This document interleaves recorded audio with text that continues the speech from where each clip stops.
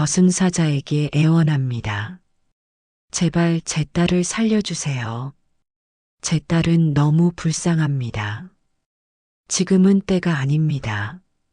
제발 간청드립니다. 이승과 저승의 경계에서 일어난 일. 한 어머니의 절절한 사랑과 딸의 두 번째 인생에 관한 이야기입니다. 편안하게 앉아 마음을 열고 들어주세요. 지금부터 시작합니다. 사람은 죽기 직전 많은 걸 본다고 하죠. 어떤 이는 평생을 달려온 기억들이 주마등처럼 스쳐 지나간다 하고, 어떤 이는 빛 터널 너머로 고요한 평화가 기다린다고 합니다. 그 순간이 고통일 수도 해방일 수도 있다고들 합니다. 하지만 그녀의 마지막 순간은 아주 특별했습니다. 이승과 저승, 그 경계에서 들려온 한 어머니의 목소리, 그리고 그 목소리가 만들어낸 기적 같은 이야기. 지금부터 들려드릴 이 이야기는 우리가 잊고 살았던 사랑의 무게에 관한 것입니다. 중환자실의 형광등이 차갑게 빛나고 있었습니다. 침대 위 할머니 한 분이 가쁜 숨을 내쉬고 계셨죠. 얼굴은 깊은 주름으로 가득했지만 그 주름 하나하나가 모두 세월의 무게를 담고 있었습니다. 그녀의 이름은 순자. 67세의 나이로 이제 마지막 숨을 앞두고 있었습니다. 평생을 지옥 같은 삶 속에서 살았습니다. 16에 강제로 시집을 갔고 하루도 쉴 새 없는 시집살이에 치여 살았습니다. 시어머니는 밥상을 엎으며 욕을 퍼부었고 시누이들은 하녀보다 못하게 대했습니다. 남편은 술에 취해 손찌검을 했고 28배 일찍 세상을 떠나 빚만 남겼습니다. 그녀는 홀로 새 아이를 키워야 했습니다. 새벽 3시면 일어나 남의 집 청소를 하고 아침 7시엔 식당 설거지를, 낮엔 공장에서 일하고 저녁엔 파출을 나갔습니다. 밤 12시가 넘어서야 집에 돌아와 2시간 자고 다시 일어났습니다. 손가락은 공장 기계에 끼어 3개가 부러졌고 제대로 치료받지 못해 휘어진 채 굳었습니다. 허리는 30살에 이미 디스크가 왔고 무릎은 40대부터 물이 차서 걸을 때마다 욱신거렸습니다. 아이들은 자라면서 가난을 원망했습니다. 엄마는 왜 이렇게 못 사냐고, 친구들은 다 가지는데 우리는 왜 없냐고 따져 물었습니다. 순자는 그저 고개를 숙이고 미안하다고만 했습니다. 큰아들은 사업에 실패해 3천만 원을 빌려달라 했고 순자는 고리대금을 빌려주었습니다. 그 돈은 돌아오지 않았습니다. 둘째 딸은 시집갈 때 집 한 채 값이 든다며 울고불고 했고 순자는 자신의 전세금까지 털어주었습니다. 그래서 60이 넘어서도 단칸방에서 살았습니다. 아이들이 자랐을 때쯤엔 그녀의 몸은 이미 만신창이었습니다. 허리는 꼬부라졌고 손가락은 관절염으로 굽었고 한쪽 눈은 백내장으로 거의 보이지 않았습니다. 엄마는 이제 우리 안 도와주세요? 자식들은 늙은 어머니에게 손주 봐달라고, 집안일 해달라고, 돈 좀 보태달라고 했습니다. 65에도 순자는 남의 집 파출을 다녔습니다. 쉬면 자식들에게 짐이 될 것 같았고 가만히 있으면 쓸모없는 늙은이가 될 것 같았습니다. 그러던 어느 날 계단을 내려오다 넘어졌습니다. 골반이 부러졌고 다리뼈에 금이 갔습니다. 수술을 받았지만 회복이 더뎠습니다. 엄마, 요양원 가시는 게 어때요? 자식들이 조심스럽게 말했습니다. 순자는 알았습니다. 자신이 이제 짐이 되었다는 걸. 괜찮아. 엄마 혼자 할 수 있어. 하지만 혼자서는 화장실도 가기 힘들었습니다. 밤마다 이불에 실수를 했고 아침이면 남몰래 빨래를 했습니다. 그러다 폐렴이 왔고 중환자실에 실려왔습니다. 자식들은 병원비가 부담스럽다고 했습니다. 평생 자식을 위해 모든 걸 바쳤지만 마지막엔 병원비조차 부담스러운 존재가 되어 있었습니다. 그렇게 80 가까이 살아온 삶. 그 끝이 지금 이 차가운 병실이었습니다. 후후. 숨이 점점 얕아졌습니다. 눈앞이 흐릿해지고 귀가 먹먹해졌습니다. 자식들의 울음소리가 아득하게 들려왔습니다. 이제 끝인가 보구나. 순자는 눈을 감았습니다. 그런데 그때였습니다. 딸아, 아직 오지 마라. 어디선가 목소리가 들려왔습니다. 너무나 익숙한 그리운 목소리. 순자는 눈을 떴습니다. 하지만 그곳은 병실이 아니었습니다. 희뿌연 안개가 자욱한 곳.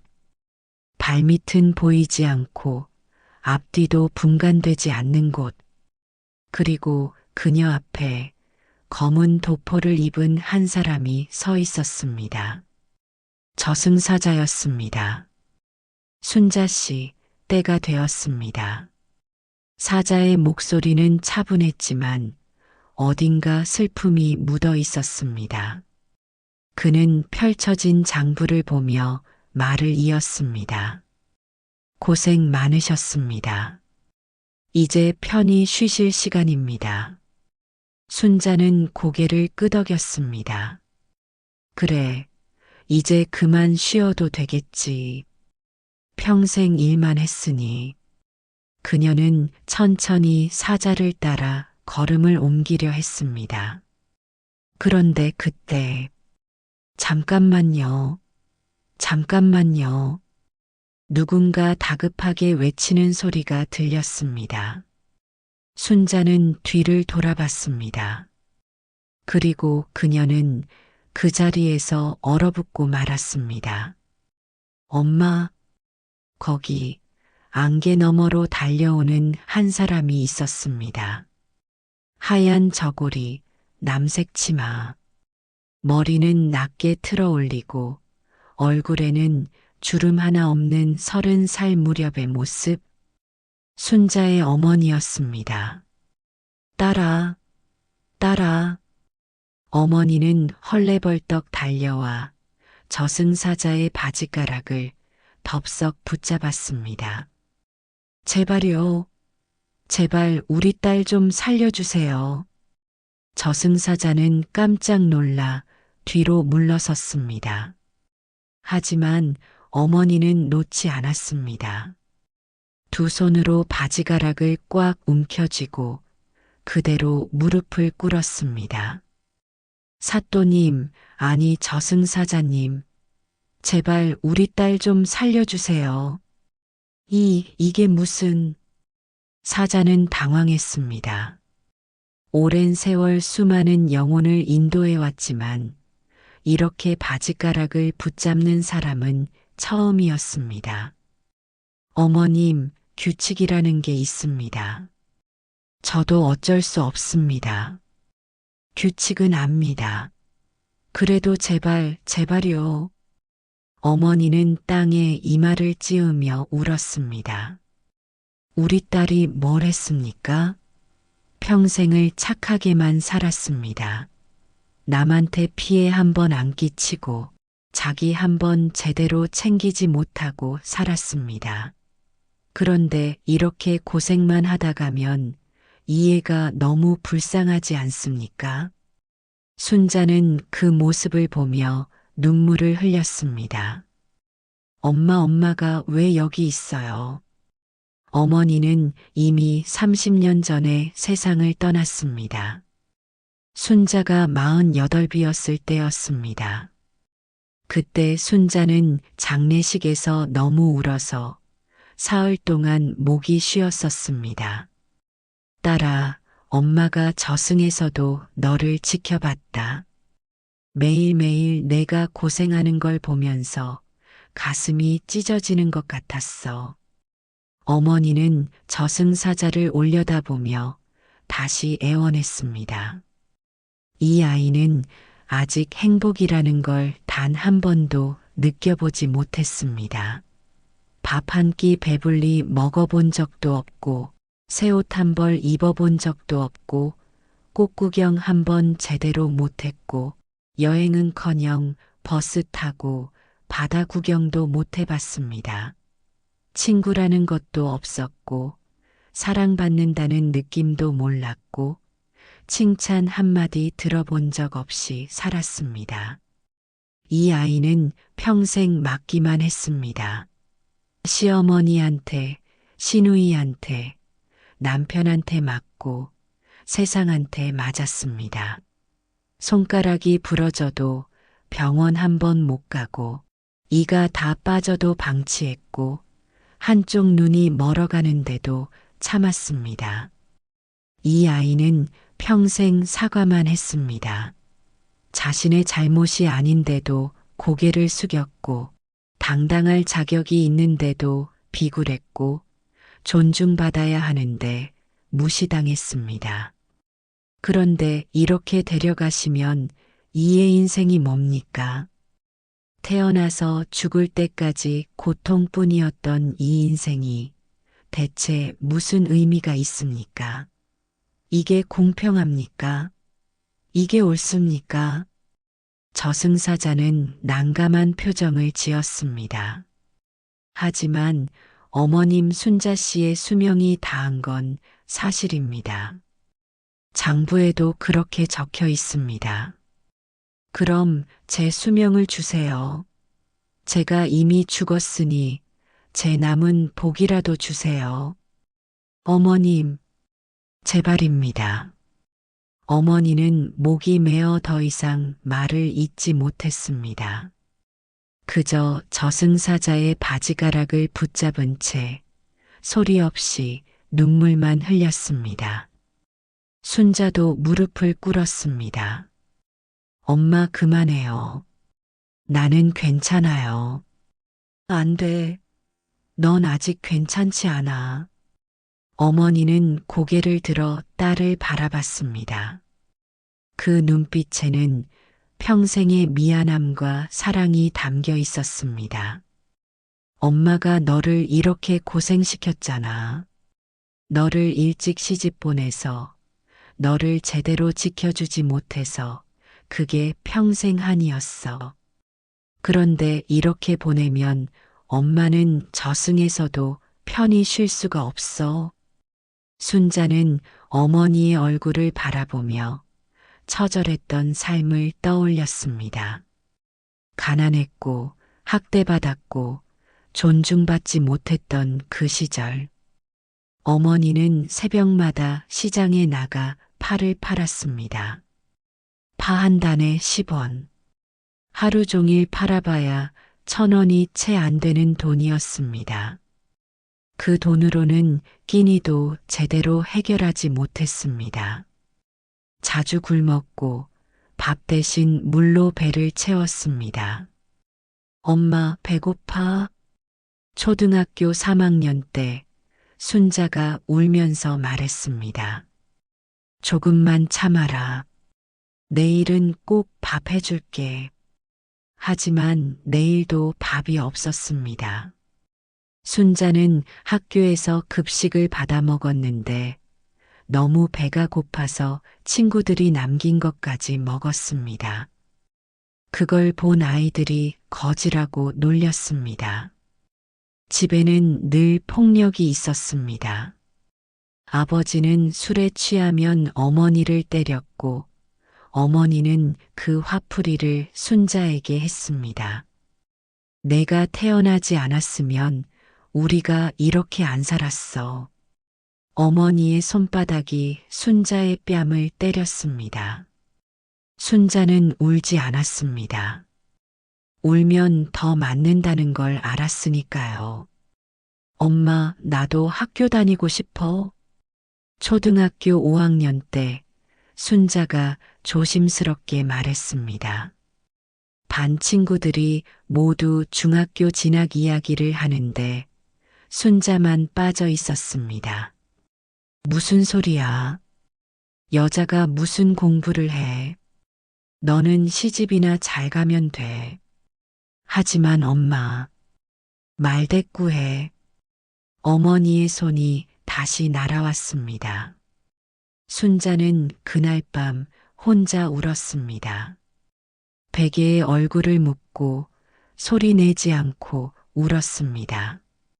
그렇게 순자는 12살에 학교를 그만두고 어머니와 함께 시장에서 팔을 팔기 시작했습니다.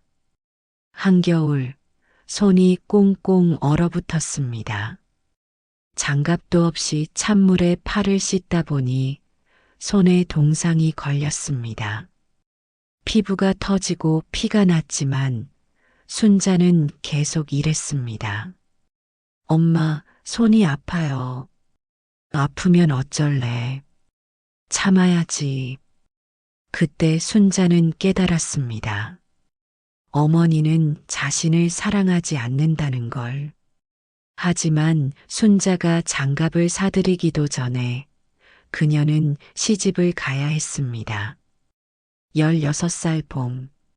순자야, 미안하다. 어머니는 울면서 말했습니다. 엄마가 너를 지켜주지 못해서 이렇게 일찍 보내서 정말 미안하다. 엄마, 괜찮아요. 나는 행복할 거예요. 순자는 거짓말을 했습니다. 시집은 지옥이었습니다. 시어머니는 하루 종일 순자를 부렸고 시누이들은 순자를 하녀처럼 대했습니다. 남편도 너무 힘들게 하다 일찍 세상을 떠났습니다.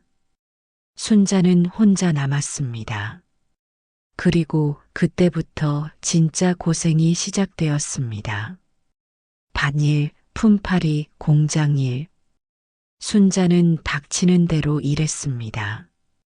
자식들을 먹여 살려야 했고 학교에 보내야 했습니다. 가끔 친정에 갔을 때 어머니는 순자의 손을 잡고 울었습니다. 딸아, 너무 고생하지 마라. 엄마, 괜찮아요. 나는 튼튼해요. 하지만 어머니는 알고 있었습니다. 딸이 얼마나 힘들어하는지, 얼마나 참고 사는지. 그리고 어느 날 어머니는 세상을 떠났습니다. 순자는 장례식장에서 통곡했습니다. 엄마, 엄마. 하지만 어머니는 대답하지 않았습니다. 그날 이후 순자는 더 이상 울지 않았습니다. 그저 묵묵히 일했고 자식을 키웠고 살아냈습니다. 그리고 지금 이곳에서 어머니를 다시 만났습니다. 저승사자는 두 모녀를 바라보며 깊은 한숨을 내쉬었습니다. 어머님, 제가 드릴 수 있는 말씀은 없습니다. 하지만 규칙은 규칙입니다. 제발요. 어머니는 포기하지 않았습니다. 그때 순자가 어머니의 어깨를 잡았습니다. 엄마, 이제 그만해요. 딸아, 나는 괜찮아요. 진짜 괜찮아요. 순자는 웃었습니다. 눈물이 흘렀지만 그녀는 웃고 있었습니다. 나는 엄마 덕분에 여기까지 왔어요.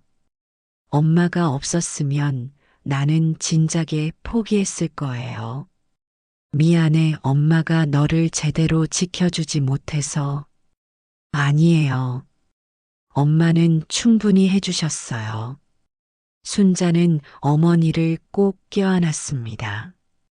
엄마가 마지막에 하신 말 기억나요? 어머니는 고개를 끄덕였습니다.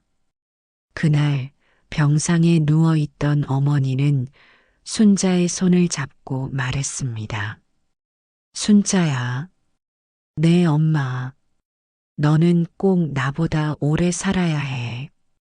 행복하게 살아야 해. 엄마, 무슨 소리예요? 엄마는 오래오래 사실 거예요. 아니야. 엄마는 이제 얼마 안 남았어. 그런데 내가 걱정되는 건 너야. 어머니는 가쁜 숨을 몰아쉬며 말을 이었습니다. 너는 너무 착해. 너무 참아. 그래서 엄마가 걱정이야. 나 없으면 내가 더 힘들어질까 봐. 엄마, 그러니까 약속해. 엄마 없어도 잘 살겠다고. 행복하게 살겠다고. 순자는 울면서 고개를 끄덕였습니다. 약속할게요, 엄마. 그날 밤 어머니는 눈을 감았습니다. 그리고 순자는 그 약속을 지키려 노력했습니다. 정말 열심히 노력했습니다. 하지만 세상은 그리 만만하지 않았습니다. 자식들은 자랐고 제 갈 길을 갔습니다. 순자는 홀로 남았고 몸은 점점 망가졌습니다. 그리고 지금 이곳에 서 있습니다. 엄마, 나는 약속을 못 지켰어요. 행복하게 살지 못했어요. 아니야, 딸아. 너는 충분히 잘 살았어. 아니에요. 나는 내가 뭘 원하는지도 모르고 살았어요. 그냥 하루하루를 버텼을 뿐이에요. 순자는 눈물을 흘렸습니다. 이제 와서 생각해 보니까 나는 한 번도 내 인생을 살지 못한 것 같아요. 항상 누군가를 위해서만 살았어요. 어머니도 울었습니다. 미안해, 엄마가 미안해. 아니에요, 엄마. 엄마 잘못이 아니에요. 순자는 어머니를 꼭 껴안았습니다. 그래도 나는 엄마를 만난 게 행복했어요. 그것만으로도 충분해요. 저승사자는 두 모녀를 물끄러미 바라보았습니다. 오랜 세월 수많은 영혼을 인도하면서 그는 많은 것을 보아왔습니다. 원통하게 죽은 사람, 기쁘게 떠나는 사람, 미련이 남은 사람. 하지만 이렇게 순수한 사랑을 마주한 건 처음이었습니다. 저승사자는 장부를 덮었습니다. 어머님, 네. 어머니는 급히 얼굴을 들었습니다. 한 가지 묻겠습니다. 만약 순자 씨가 다시 살아간다면 정말 행복해질 수 있을까요? 어머니는 망설임 없이 대답했습니다. 그럼요. 물론이에요. 하지만 순자 씨의 몸은 이미 많이 망가졌습니다. 다시 살아난다 해도 건강하게 오래 살기는 어려울 겁니다. 그래도 괜찮습니다. 하루라도 좋으니까요. 아니, 1시간이라도 좋습니다. 우리 딸이 진짜 행복을 느낄 수 있다면요. 저승사자는 고개를 끄덕였습니다. 알겠습니다. 그럼 어머님께 묻겠습니다. 어머님은 지금 저승에서 편히 쉬고 계시죠? 네, 그렇습니다. 순자 씨가 살아난다면 어머님은 그 과정을 계속 지켜봐야 합니다. 딸이 고생하는 모습을, 아파하는 모습을 보면서도 도와줄 수 없습니다. 그래도 괜찮으시겠습니까? 어머니는 잠시 침묵했습니다. 그리고 천천히 고개를 끄덕였습니다. 괜찮습니다. 그게 제 벌이라면 기꺼이 받겠습니다. 어머님, 엄마, 저승사자는 깊은 한숨을 내쉬었습니다. 참 어머니들은 다 이러십니다. 그는 장부를 다시 펼쳤습니다.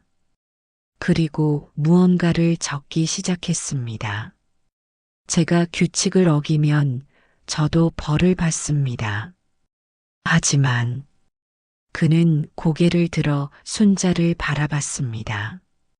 이번 한 번만입니다. 순자 씨, 다시 돌아가십시오. 정말요? 어머니가 벌떡 일어났습니다. 네. 하지만 조건이 있습니다. 저승사자는 엄숙한 표정으로 말했습니다. 순자 씨, 당신이 다시 살아간다면 그 삶은 스스로 행복을 찾아야 합니다. 누군가를 위해서가 아니라 당신 자신을 위해서 살아가십시오. 순자는 눈물을 흘리며 고개를 끄덕였습니다. 네, 약속할게요. 그리고 어머님, 저승사자는 어머니를 바라봤습니다. 어머님은 이제 딸을 지켜보기만 하십시오. 더 이상 간섭하지 마십시오. 딸이 스스로 행복을 찾을 수 있도록 그저 멀리서 응원만 해 주십시오. 네, 알겠습니다. 어머니는 눈물을 닦으며 웃었습니다. 고맙습니다. 정말 고맙습니다. 저승사자는 지팡이를 들어 순자를 가리켰습니다. 그럼 이제 돌아가십시오. 아직 당신의 시간이 남아 있습니다. 순자의 몸이 빛으로 감싸이기 시작했습니다. 엄마, 엄마, 딸아, 잘 살아. 행복하게 살아. 엄마, 빛이 점점 강해졌습니다. 그리고 순자는 사라졌습니다. 어머니는 그 자리에 주저앉아 울었습니다. 기쁨의 눈물이었습니다. 저승사자는 조용히 어머니 옆에 섰습니다. 어머님, 이제 돌아가셔야 합니다. 네, 알겠습니다. 어머니는 눈물을 닦고 일어났습니다. 저승사자님, 정말 고맙습니다. 아닙니다. 제가 한 게 아닙니다. 저승사자는 희미하게 웃었습니다. 당신의 사랑이 해낸 겁니다. 비, 심전도 기계가 길게 울렸습니다. 심정지입니다. 제세동기, 의료진이 급하게 움직였습니다. 하나, 둘, 셋. 전기 충격.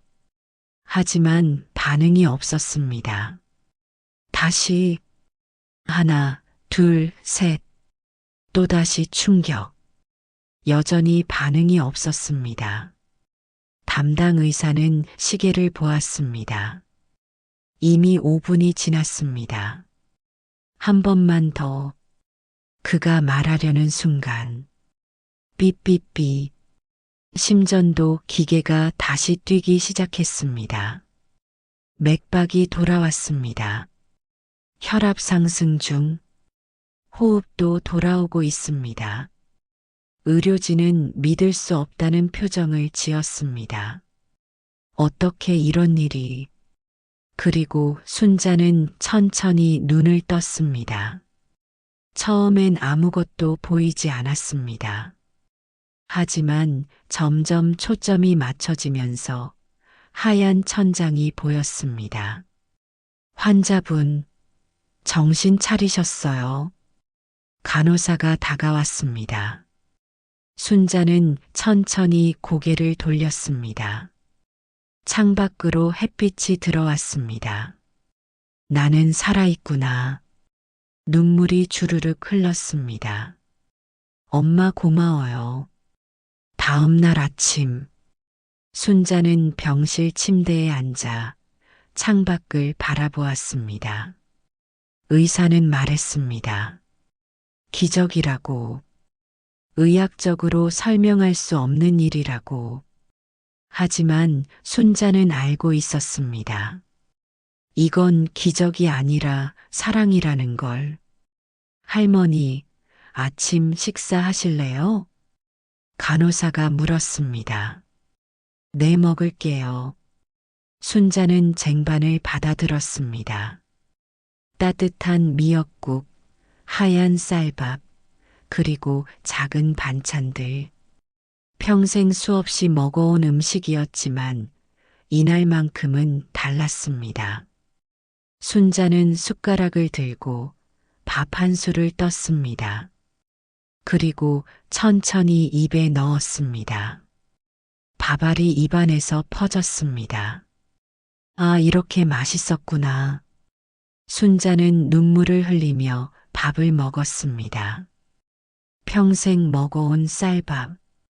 하지만 이렇게 천천히, 이렇게 느끼면서 먹어본 건 처음이었습니다. 할머니, 왜 우세요? 입에 안 맞으세요? 아니에요. 너무 맛있어서요. 간호사는 웃으며 고개를 끄덕였습니다. 그날 이후 순자의 삶이 조금씩 달라지기 시작했습니다. 퇴원을 하고 집으로 돌아왔을 때 그녀는 집 앞 화단을 보았습니다. 작은 들꽃들이 피어 있었습니다. 예쁘네. 평생을 이 집에서 살았지만 순자는 한 번도 이 꽃들을 제대로 본 적이 없었습니다. 항상 바빴고 항상 다른 생각에 잠겨 있었습니다. 하지만 이제는 달랐습니다. 순자는 무릎을 굽히고 꽃을 가만히 들여다보았습니다. 노란 꽃잎, 작은 꽃술, 바람에 살랑살랑 흔들리는 모습. 이렇게 예뻤구나. 다음 날 순자는 산책을 나갔습니다. 평생 이 동네에서 살았지만 산책을 해본 건 처음이었습니다. 항상 일하러 가거나 장 보러 가는 길이었으니까요. 하지만 오늘은 그냥 걸었습니다. 천천히, 느릿느릿, 길가에 핀 민들레를 보았습니다. 나무에 매달린 빨간 열매를 보았습니다. 하늘을 나는 새를 보았습니다. 세상이 이렇게 아름다웠구나. 벤치에 앉아 쉬고 있을 때 옆에 한 할머니가 앉았습니다. 날씨 좋지요? 네, 정말 좋네요. 저도 오늘 오랜만에 나왔어요. 요새 몸이 안 좋아서요. 저도요. 얼마 전에 큰 병을 앓았어요. 두 할머니는 웃으며 이야기를 나눴습니다. 날씨 이야기, 동네 이야기, 자식 이야기. 별것 아닌 이야기들이었지만 순자는 행복했습니다. 이런 게 행복이구나. 일주일 후 순자는 시내에 나갔습니다. 그리고 작은 찻집에 들어갔습니다. 어서 오세요. 무엇을 드릴까요? 저 커피 한 잔 주세요. 순자는 평생 커피를 마셔본 적이 없었습니다.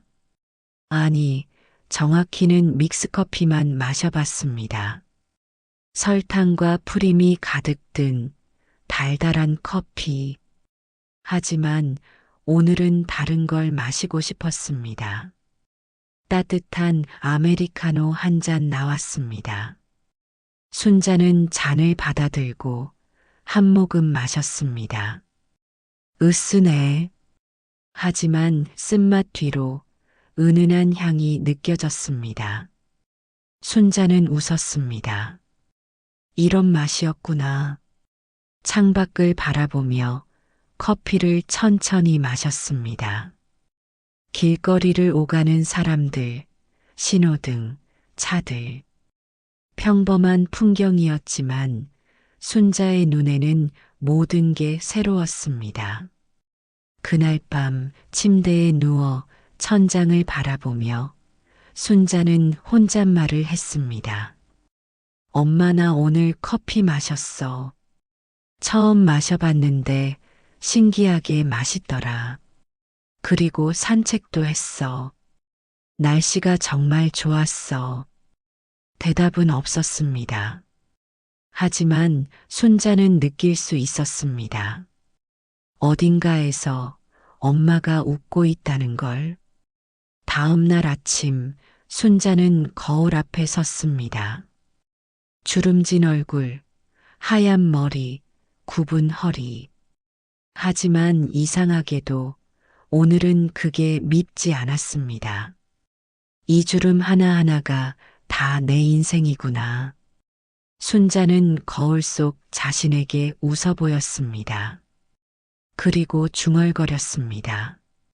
수고했어. 정말 수고 많았어. 몇 달이 지났습니다. 순자는 매일 아침 산책을 했고 일주일에 한 번은 찻집에 갔습니다.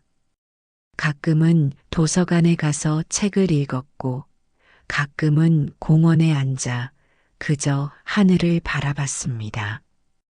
자식들은 걱정했습니다. 엄마, 괜찮으세요? 요새 많이 나다니시네요. 응, 괜찮아.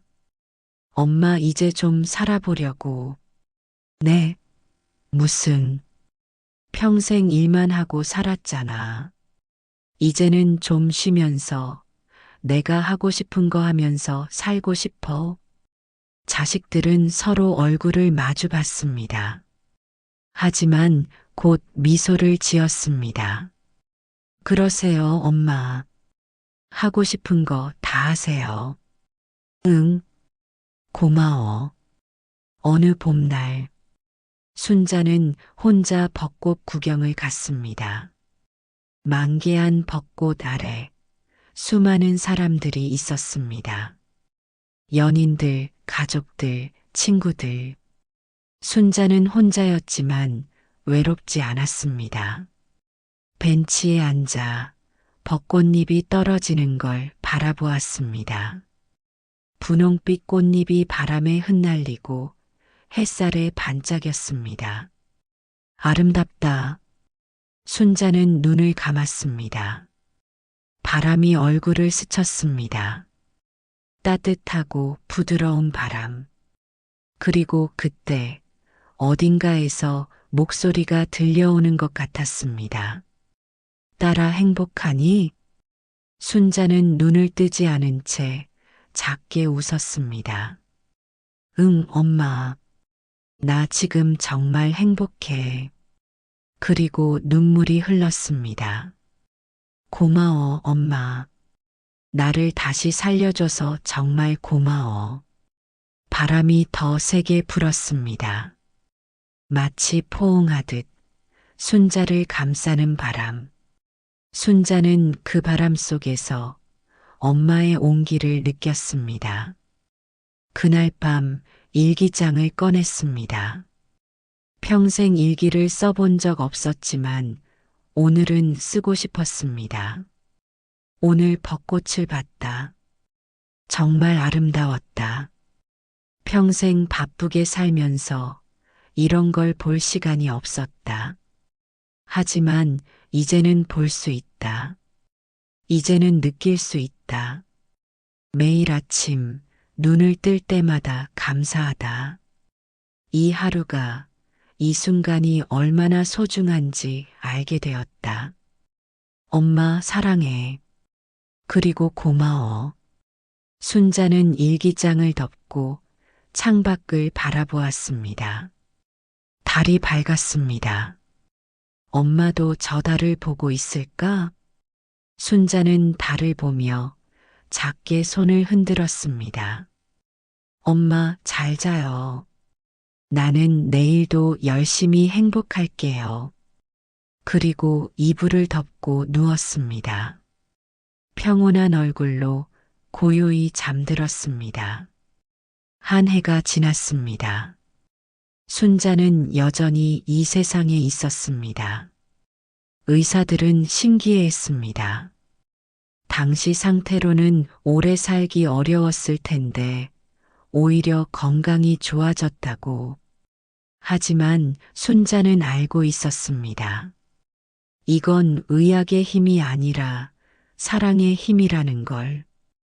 어느 가을날, 순자는 어머니 산소를 찾았습니다. 무덤 앞에 앉아 꽃을 놓았습니다. 엄마, 나왔어. 바람이 불었습니다.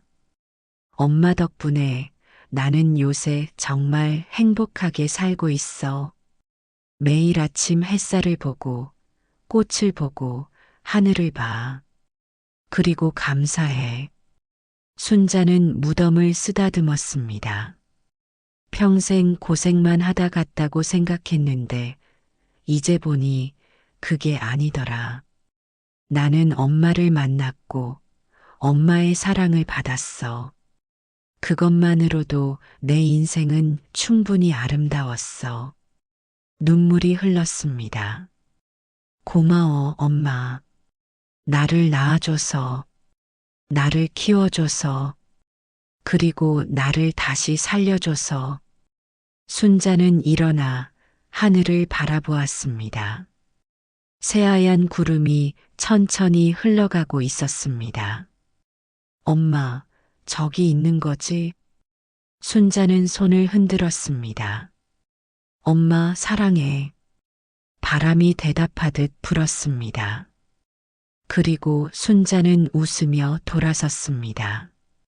산을 내려가는 그녀의 발걸음은 가볍고 힘차였습니다. 저승, 어느 언덕. 어머니는 구름 위에 앉아 딸을 바라보고 있었습니다. 웃으며 산을 내려가는 딸. 햇살을 받으며 걸어가는 딸. 우리 딸 이제 정말 행복해 보이네. 어머니는 눈물을 닦았습니다. 옆에 저승사자가 다가왔습니다. 어머님, 이제 마음 놓으셔도 되겠습니다. 네, 이제는 좀 놓을 수 있을 것 같아요. 어머니는 일어나 마지막으로 딸을 바라보았습니다. 잘 살아, 딸아. 엄마는 여기서 계속 응원할게. 그리고 돌아서서 저승 깊은 곳으로 걸어갔습니다. 이제는 정말 편히 쉴 수 있을 것 같았습니다. 모든 죽음은 끝이 아니라 사랑의 또 다른 시작일지도 모릅니다. 어느 어머니의 절절한 사랑은 딸의 삶을 지켜냈고 그 사랑은 지금도 우리가 살아가는 이유가 됩니다.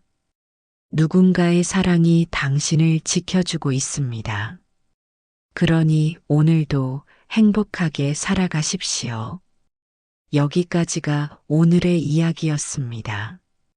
청취해 주셔서 감사합니다. 이 이야기가 여러분의 마음에 작은 위로가 되었기를 바랍니다. 내일도 모레도 여러분의 하루가 행복하기를 기도합니다. 다음 이야기로 또 찾아뵙겠습니다. 안녕히 계세요. 구독과 좋아요 부탁드립니다.